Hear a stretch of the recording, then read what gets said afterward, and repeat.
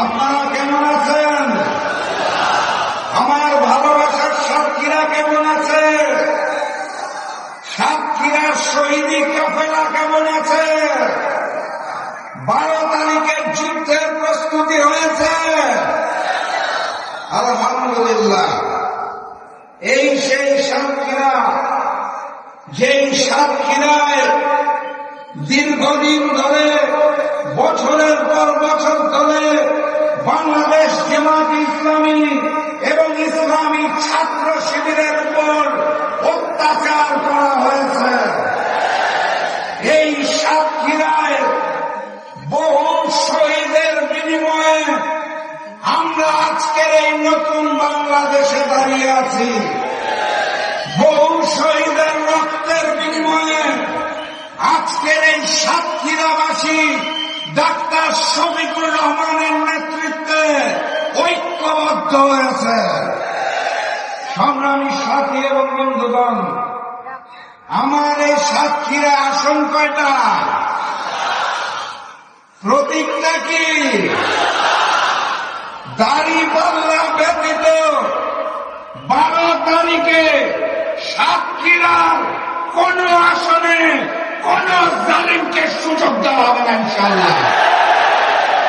এই 4টা আসনেই দাড়িপাল্লার প্রার্থীদের জয়যুক্ত করে আগামী দিনের প্রধানমন্ত্রী ডাক্তার শফিকুর রহমানকে উপহার দিতে হবে।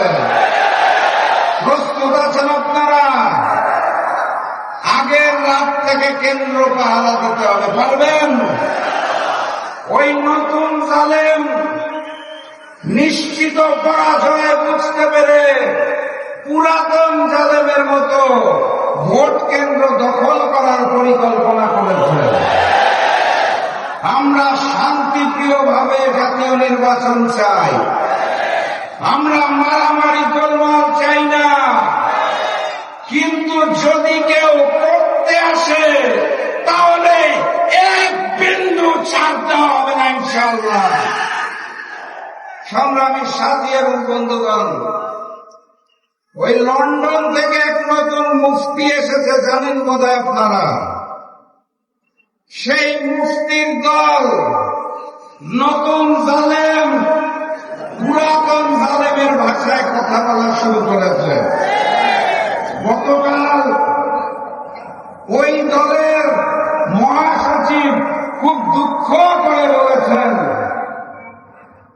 প্রধানমন্ত্রী শেখ হাসিনা ভারতে চলে গেছে, তার নাকি খুব কষ্ট হচ্ছে। বিএনপি আর আওয়ামী লীগ এক হয়ে গেছে। পুরাতন জালেম আর নতুন জালেমকে একসাথে রুখে দিতে হবে। আগামীর বাংলাদেশ হবে ঐক্যবদ্ধ বাংলাদেশ।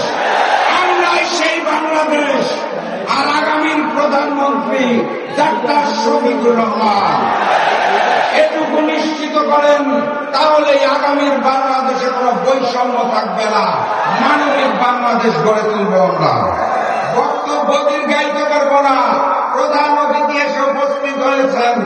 আবারও দেখা হবে, আবারও কথা হবে ইনশাআল্লাহ। বিজয়ের পথে যাত্রা শুরু, জীবন অথবা মৃত্যু। আসসালামু আলাইকুম।